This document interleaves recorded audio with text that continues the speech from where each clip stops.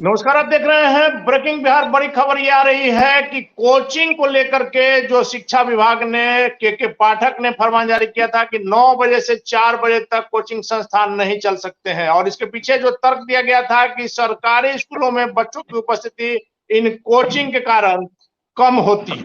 In coaching को लेकर के तुगलकी फरमान जारी कर दिया गया, लेकिन इन शिक्षक को कहा जाता है कि जो समाज का निर्माण करते हैं, इन शिक्षकों की समस्याओं पर ना कोरोना काल में सरकार ने ध्यान दिया, ना अब दे रही है। आप समझ सकते हैं कि जब 9 बजे से लेकर के 4 बजे तक अगर कोचिंग बंद रहेंगे तो शिक्षक कमाएंगे क्या? अगर शिक्षक ज्ञान दे रहे हैं तो क्या उनको मुंह नहीं है, उनको भूख नहीं है? तो अगर 9 से 4 कोचिंग बंद रहेंगे तो आप समझिए कि उसके बाद कब बच्चों को शिक्षक पढ़ाएंगे। इसी फरमान को लेकर के बिहार का जो कोचिंग एसोसिएशन है वह पटना हाई कोर्ट में गया था, कोर्ट में अपनी गुहार लगाई थी, और आज पटना हाई कोर्ट ने इस फैसले के खिलाफ स्टे ऑर्डर लगा दिया है। इसी विषय में बात करेंगे। हमारे साथ जॉन डिकोस्टा सर हैं, कंकड़बाग में इनका आरके स्पोकन चलता है कोचिंग। सर, सबसे पहले तो बधाई हो कि आप लोग की मेहनत रंग लाई। आप लोग बहुत परेशान थे। कोरोना काल के समय भी हमने देखा था जब आप लोग को सरकार ने बिजली बिल तक माफ नहीं किया था, किराया आप लोगों ने कैसे दिया था, और जब आप उबर रहे थे तब जाकर के फिर यह आदेश आप लोग के रात का नींद उड़ा दिया था। कैसा फील कर रहे हैं सर? सर, सबसे पहले आपको बधाई और पूरे बिहार के शिक्षकों को बधाई, क्योंकि ये कोचिंग संस्थान की जीत नहीं है, प्रत्येक शिक्षकों की जीत है।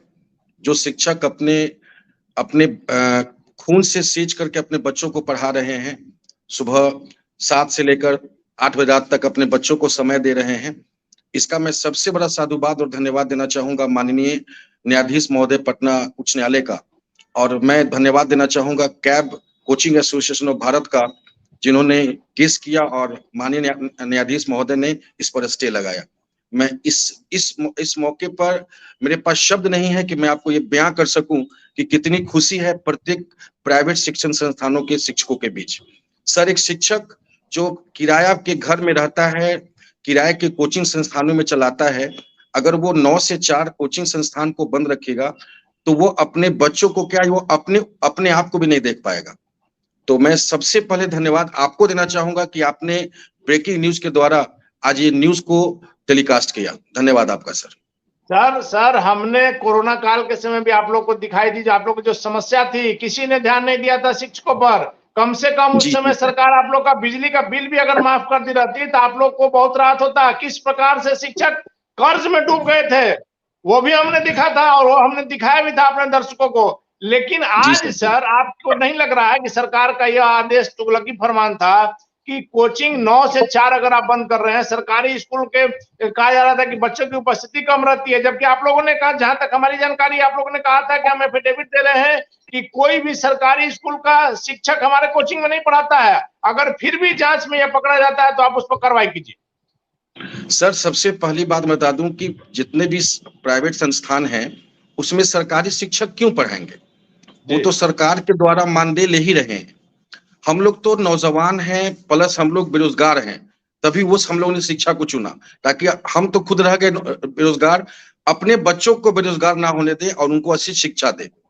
और ये सरकार की तुगलकी फरमान थी, इस कारण से ही माननीय न्यायाधीश महोदय ने इस पर स्टे लगाया। और सर, जैसा कि आपने कोरोना काल को याद दिलाया, तो सर, कोरोना काल की जब भी याद आती है तो आंखों में आंसू बहने लगती है, क्योंकि सरकार ने इस दिशा पर कोई काम ही नहीं किया। ना उन्होंने बिजली बिल माफ किया, इवन जितने भी लैंडलॉर्ड हैं उन्होंने 1 रुपया भी माफ नहीं किया। तो उस परिस्थिति से सर हम लोग उभर रहे थे, अभी थोड़ा बहुत उभरे ही थे, और फिर हम लोग कोरोना काल से ज्यादा खतरनाक की दिशा में आ चुके हैं सर हम लोग। और मैं सही मायने में सर आज बहुत खुशी का पल है। आज निश्चित तौर पर शिक्षकों के लिए दिवाली का समय है, दीपोत्सव का समय है। आज प्रत्येक शिक्षक के घर में निश्चित तौर पर मिठाइयां बटेगी और दिवाली के गीत गाए जाएंगे सर, आप लोग खुशी मनाइए, आज खुशी का दिन भी है, लेकिन अभी तत्कालीन कोर्ट ने इस पर स्टे लगाया है। क्या लगता है कि फाइनली आप लोग को कोचिंग के लिए जो समय की जो बाध्यता की गई है, जिस समय से बांधा गया है, उससे आप लोग मुक्त हो जाएंगे? सर, बात ऐसी है कि जो सरकार ने कहा है कि 9 से 4 बच्चों को नहीं पढ़ाना है, तो किन बच्चों को नहीं पढ़ाना है? 9, 10, 11, 12 के बच्चों को नहीं पढ़ाना है। जो 12 से ऊपर है वो बच्चे अगर कॉम्पिटिटिव का तैयारी कर रहे हैं, नीट का तैयारी कर रहे हैं, IIT का तैयारी कर रहे हैं, तो और जो बच्चे MBA का तैयारी कर रहे हैं, निफ्ट का तैयारी कर रहे हैं, अगर उन बच्चों को हम 9 से 4 पढ़ाते हैं तो आई डोंट थिंक कि सरकार को ये प्रॉब्लम होनी चाहिए। मुझे नहीं लगता सरकार को प्रॉब्लम होनी चाहिए। सरकार को इन सभी बातों पर ध्यान देना होगा।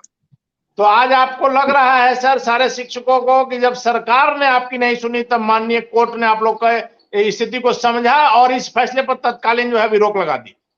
जी सर जी, बहुत बहुत धन्यवाद सर आपका, और सरकार का भी धन्यवाद। तो निश्चित तौर पर आज टीचरों के लिए दीपावली का पर्व जैसा खुशी है, क्योंकि जब इस मामले पर पटना हाई कोर्ट ने स्टे ऑर्डर दिया है, आगे हालांकि क्या होगा देखना काफी महत्वपूर्ण होगा, लेकिन शिक्षकों को तत्काल इस फैसले से राहत मिली है, आगे क्या होगा देखना काफी महत्वपूर्ण होगा। फिलहाल आप बने रहे ब्रेकिंग बिहार के साथ। धन्यवाद सर। जय हिंद सर, जय भारत।